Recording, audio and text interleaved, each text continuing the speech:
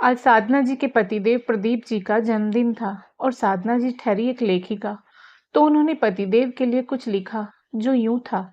आपके जन्म दिवस पर दिल की गहराई से बस 2 लाइन कहूंगी। हर जन्म में मेरा साथ देना, जन्म जन्म तक मेरा हाथ थामे रखना। प्रदीप जी ने जब पढ़ा तो उनकी आंखें भीग गई और पढ़ते पढ़ते प्रदीप जी ने कहा, वाकई साधना, बहुत सुंदर लिखा है तुमने। 2 लाइन में पूरे जीवन का सार लिख दिया। पतिदेव की बात सुनकर साधना जी बस हल्के से मुस्कुरा दी। दोस्तों, साधना जी और उनके पतिदेव प्रदीप जी कभी दोनों सरकारी नौकरी में थे, पर आज दोनों रिटायर हो चुके हैं और अपने बड़े से घर में दोनों अकेले रहते हैं। यह घर उन्होंने अपने परिवार के लिए बनाया था। उनके परिवार में 3 बेटियां और 2 बेटे हैं। समय के साथ धीरे धीरे बच्चे बड़े हुए तो पढ़ाई पूरी होने के बाद अपने पैरों पर खड़े हो गए। तो एक एक करके साधना जी और प्रदीप जी ने सबका विवाह कर दिया। बड़े बेटे रक्षित की अमेरिका में नौकरी लगी तो वह अपने परिवार सहित वहां चला गया और वहीं का होकर रह गया। और छोटा बेटा करण अहमदाबाद में अपने परिवार के साथ शिफ्ट हो गया। तीनों बेटियों का ससुराल भी दूसरे शहरों में था, सो इसलिए दोनों पति पत्नी यहाँ अकेले रह रहे थे। बड़े बेटे ने अपने साथ पढ़ने वाली गरिमा से प्रेम विवाह किया था। गरिमा शादी के बाद कुछ ही समय यहाँ ससुराल में रही, पर गरिमा इस परिवार में कभी भी एडजस्ट नहीं कर पाई। ससुराल में उसे ऐसा लगता जैसे उसे बंदिशों में रखा जा रहा है, जबकि ऐसा कुछ नहीं था। गरिमा के ऊपर किसी भी प्रकार की कोई पाबंदी नहीं थी, परंतु गरिमा का परिवार के लोगों के साथ इतना खराब बिहेवियर था कि जिस कारण से आए दिन घर में झगड़े होने लगे थे। इस कारण साधना जी के बड़े बेटे रक्षित ने देश से बाहर नौकरी करना ही ठीक समझा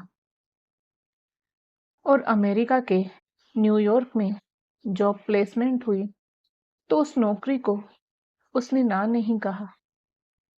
अब वह 2-3 साल में एक बार माता पिता से मिलने आ जाता है।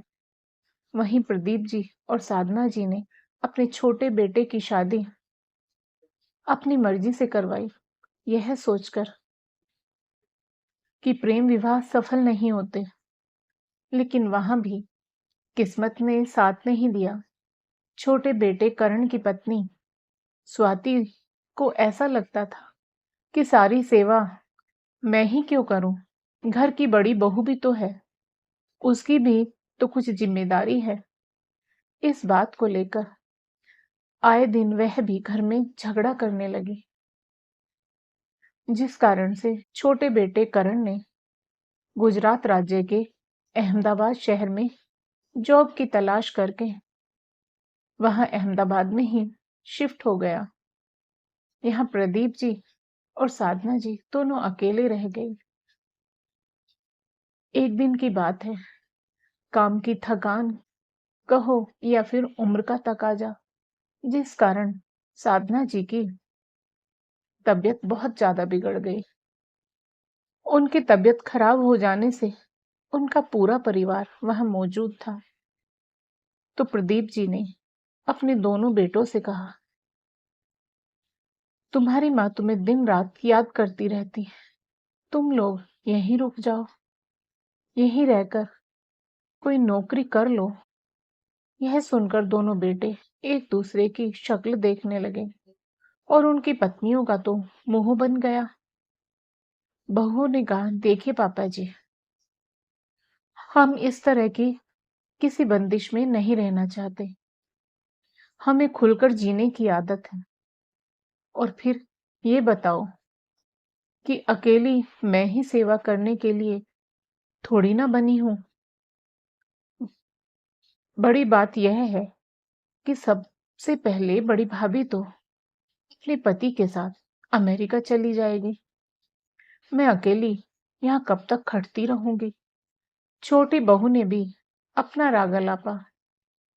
तभी प्रदीप जी ने छोटी को समझाते हुए कहा, यहाँ कौन सी बंदिश है छोटी बहू, बाकी तुम तुम्हारे मन मुताबिक कपड़े पहन सकती हो, घूम फिर सकती हो, किसी चीज की कोई मनाही तो नहीं है यहाँ पर।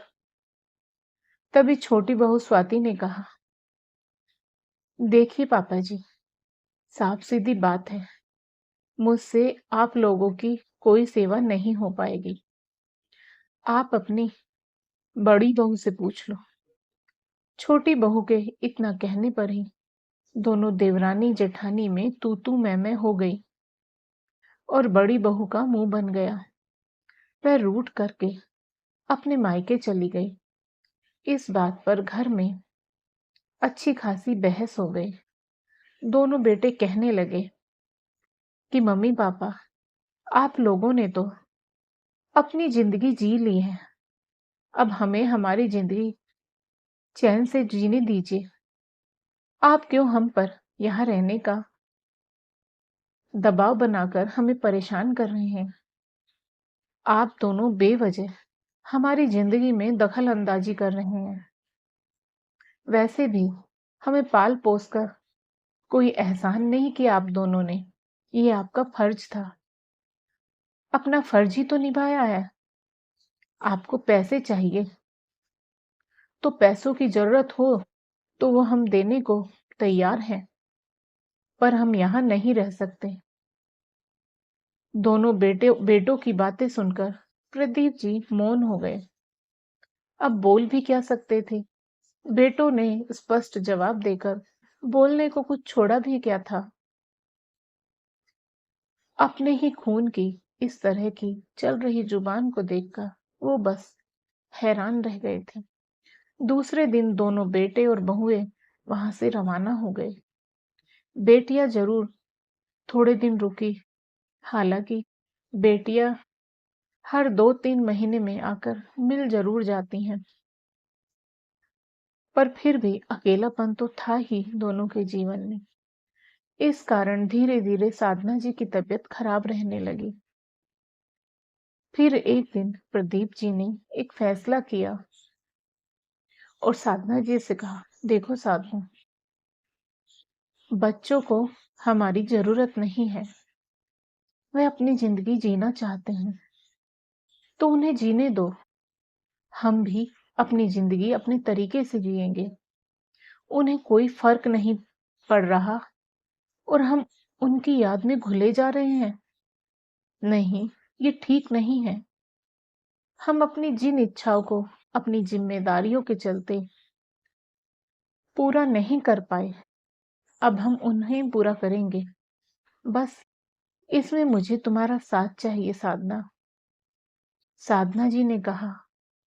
साधना जी ने मुस्कुराकर हाँ करते हुए कहा, आप सही कह रहे हैं जी। जब उन्हें हमारी परवाह नहीं तो हम भी क्यों उनकी परवाह करें।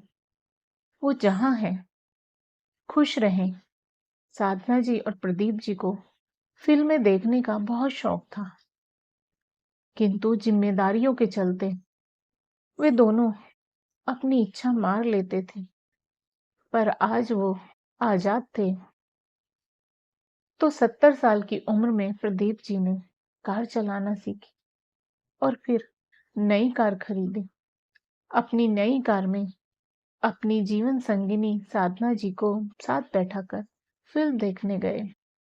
जब उनके बेटों को पता चला कि पापा ने नई कार खरीद ली तो उन लोगों ने कहा, पापा ये क्या पागलपन है, क्यों बेवजह पैसे खर्च कर रहे हो? इस उम्र में कहाँ गाड़ी का शौक चढ़ा है आपको? क्या ये शोभा देता है अब आपको? ये उम्र भगवान में ध्यान लगाने की है, ना कि सैर सपाटे की। प्रदीप जी ने बेटों से कहा, कान खोलकर सुन लो जो कह रहा हूं। अपनी कमाई से कर रहा हूं, तुम लोगों से नहीं मांग रहा हूं।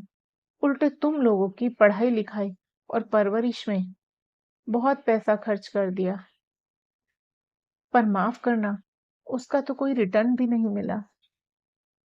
पर चिंता मत करो, हम तुमसे मांग भी नहीं रहे।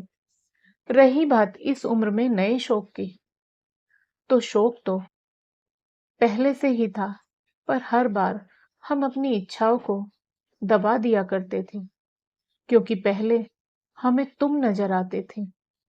और आखिरी और जरूरी बात यह है, हमारी जिंदगी है, हमें चैन से जीने दो। अपनी बहुत इच्छाएं मार ली हमने अब तक, अब वक्त है तो हमें जीने दो। दूरियां तुम लोगों ने बढ़ाई हमसे, अब दूर ही रहो हमसे। हमारे जीवन में कोई दखल अंदाजी मत करो, समझे? बाप हूं तुम्हारा और बाप ही रहूंगा। दोनों बेटों को उसके आगे कुछ कहने की हिम्मत भी नहीं हुई। समझ में आ गया कि पिता तो पिता ही होता है। पिता प्यार में हो तो बच्चों पर जीवन लुटा देता है, लेकिन जब अपनी पर आए तो पूरी तरह से किनारा भी कर लेता है। तो दोस्तों, आपको कहानी पसंद आई हो तो वीडियो को लाइक करें, शेयर करें और साथ ही हमारे चैनल को सब्सक्राइब करें और साथ ही बेल आइकन पर प्रेस करके ऑल बटन पर क्लिक करना ना भूलें। राधे राधे दोस्तों।